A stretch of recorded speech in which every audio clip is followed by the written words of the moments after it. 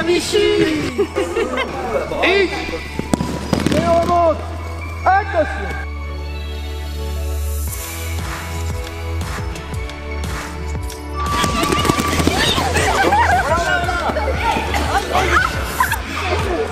On va commencer par une présentation de Patrick Fillon, qui est président de la Ligue de Bretagne, qui va vous présenter un peu le cadre théorique, voilà, j'imagine les diverses possibilités de projets qui peuvent être menés dans le cadre scolaire.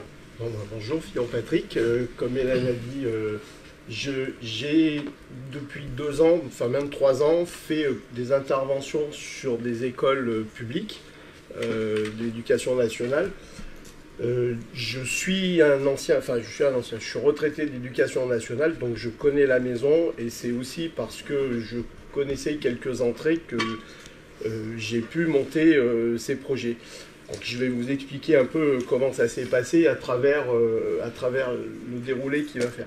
Donc sur le titre, c'est une pratique physique et sportive, porteuse de compétences et de capacités. Parce que quand vous allez aborder un projet avec une école, quelle qu'elle soit, la notion d'objectif, compétences et capacités sont quasiment vitales à apporter dans la relation avec les enseignants.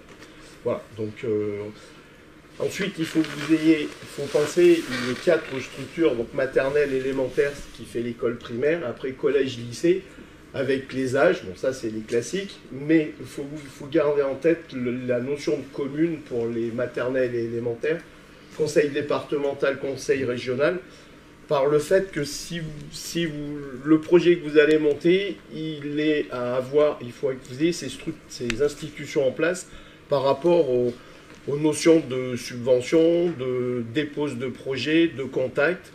Parce que si vous décidez de cibler sur la tranche 12-14, le maire de la commune ne vous répondra jamais ou vous dira adressez-vous ailleurs.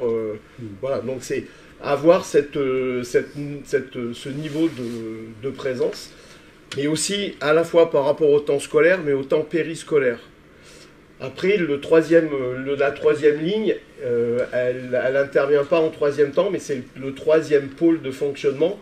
C'est pour l'élémentaire et la maternelle, avant ça s'appelait inspection académique, maintenant ça s'appelle DAZEN, direction académique des services de l'éducation nationale. Et après, pour les 2 autres structures, collège-lycée, c'est le rectorat. Si vous êtes en lien avec le corps professoral, ça se passera avec l'inspection académique ou avec le rectorat, si c'est collège ou lycée. Enfin, ça paraît, c'est pas du pinaillage, hein, j'insiste, c'est important de garder en tête ces institutions-là. Voilà. Après, quand on monte le projet pédagogique et qu'on est en contact avec un enseignant ou une équipe, on a en place dans les écoles ce qu'on appelle les activités sportives et physiques. Aujourd'hui, il y a la notion de APSA, activité physique et sportive artistique.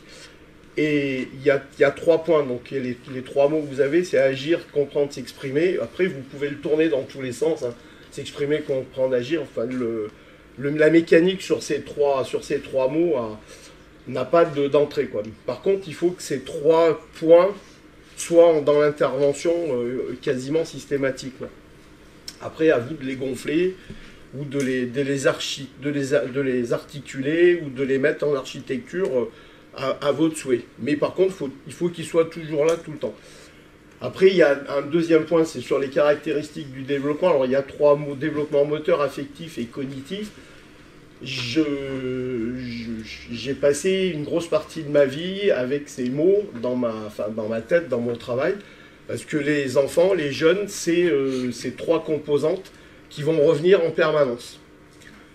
Après, comme on est quand même dans une institution, on touche une institution qui s'appelle Éducation nationale, et on a des programmes et des compétences et des programmes qui sont développés relativement précisément. Vous pouvez y accéder via le site qui s'appelle Eduscol.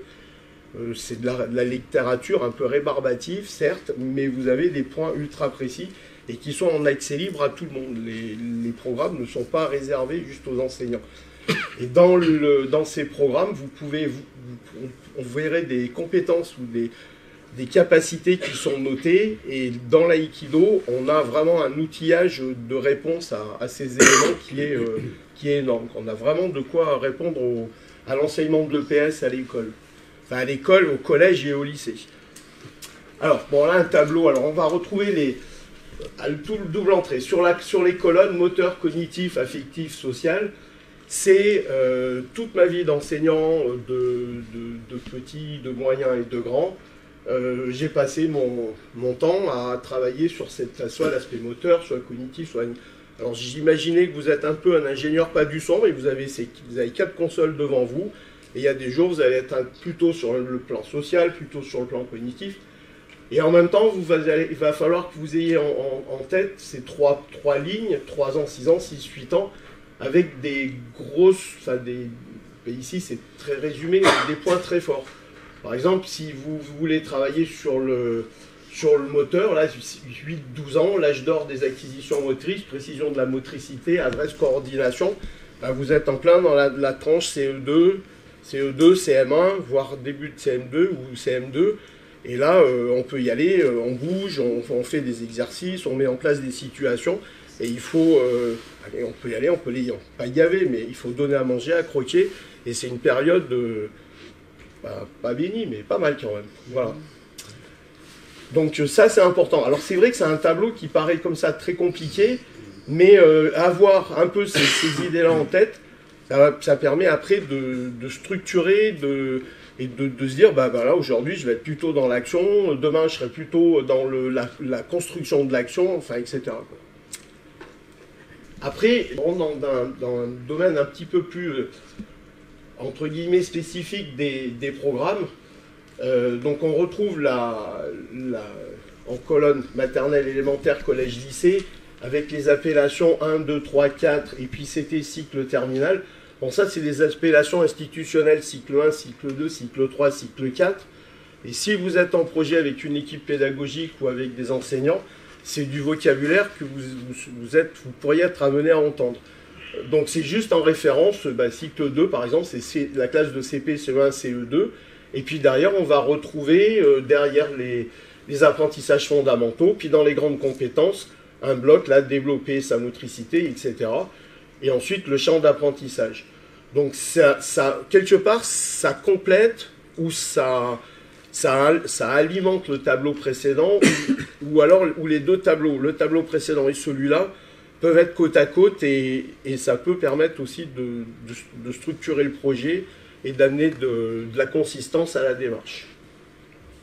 Une fois qu'on a mis tous ces éléments théoriques en place avec les personnes, on rentre dans la phase moi ce que j'appelle la phase de construction. On a en face de vous, vous avez en face de vous 1 ou 2 enseignants, ou peut-être même plus. Et alors je vais prendre là, le niveau élémentaire, CP, CE1, CE2, parce que je suis un petit peu en plein dedans, donc la mémoire elle est fraîche là-dessus. Je suis sur un cycle de 10 séances, sur 1 heure, mais 1 heure entre le temps d'arriver, de s'installer, etc. Et tout. Donc en fait, en réalité, en pratique, je suis sur un calibrage de 50 minutes, ce qui est plutôt intéressant. Et 10 séances, parce que, bon là j'ai installé 8 ans en séance, parce qu'en termes pratiques, on estime que pour avoir un cycle avec une mémorisation correcte et quasi définitive, il faut de l'ordre de 8 à 11 séances. Enfin, à condition d'avoir aussi des séances actives avec de l'ordre du 80-90% d'action. S'il y a 50 ou 60% d'inactivité et d'écoute, la séance, elle sert pas trop à grand chose, quoi. Voilà.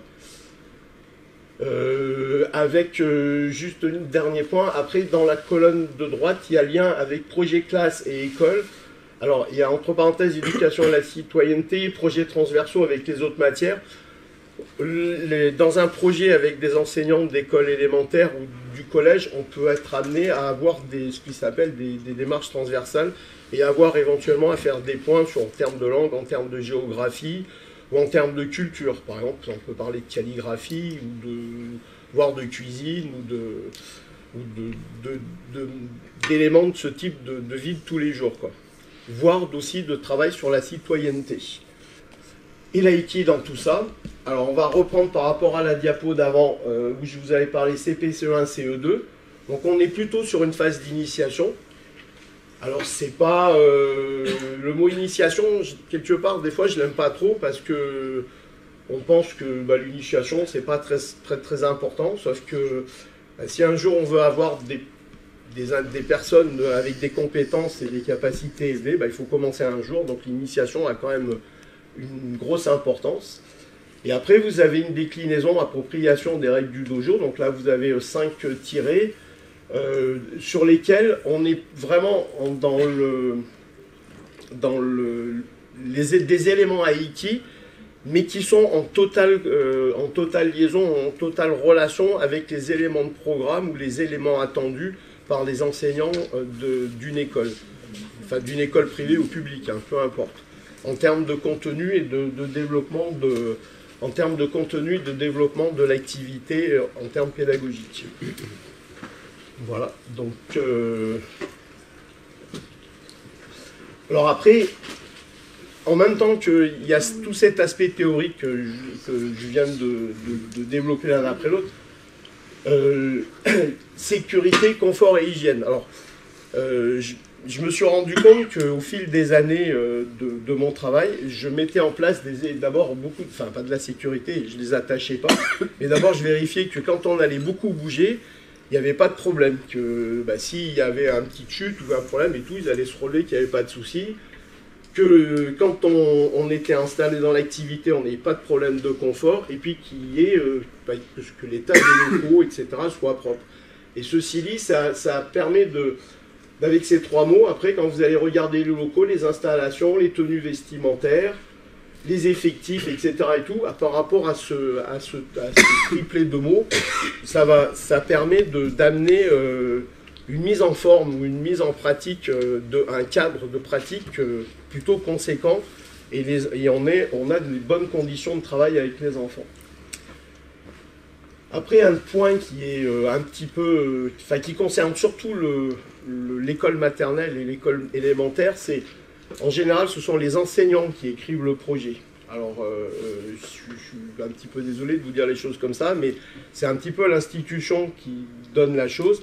Les enseignants sont les maîtres du projet pédagogique, mais moi, beaucoup me demandent de travailler avec eux à l'écriture. C'est-à-dire qu'en fait, on fait cette écriture ensemble, et quelque part, même si c'est eux qui le signent, je sais que je me retrouve dedans, quoi. Donc, c'est pas eux qui écrivent et moi qui mets en application ce qu'eux veulent. On travaille ensemble et on le met en place. Mais par contre, je passe un moment à écouter, un moment à prendre la mesure de ce qu'ils souhaitent. Ensuite, mon boulot, c'est de faire le lien avec la spécificité de l'Aiki. La dernière phrase en bleu, là, celle-là, quand je l'ai entendue, ça m'a presque, sur le coup, je me suis dit, mais elle me raconte un truc, c'est évident. Sauf que la personne ne connaissait pas du tout l'aïkido.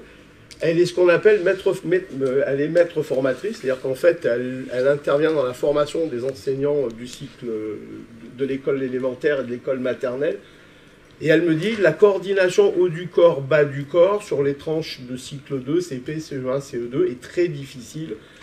Et elle me dit, et ça les a énormément sollicités, et cette difficulté leur a fait beaucoup travailler, et elle a trouvé qu'ils avaient fait des gros progrès au bout du premier cycle. Là, je suis en train de faire le 2e cycle de séance avec eux, et elle a dit vraiment c'est important, et malgré la difficulté et malgré c'est une sorte de barre qui est assez haut, elle dit que l'enjeu en vaut vraiment la chandelle, et elle trouve qu'il ne faut pas laisser tomber.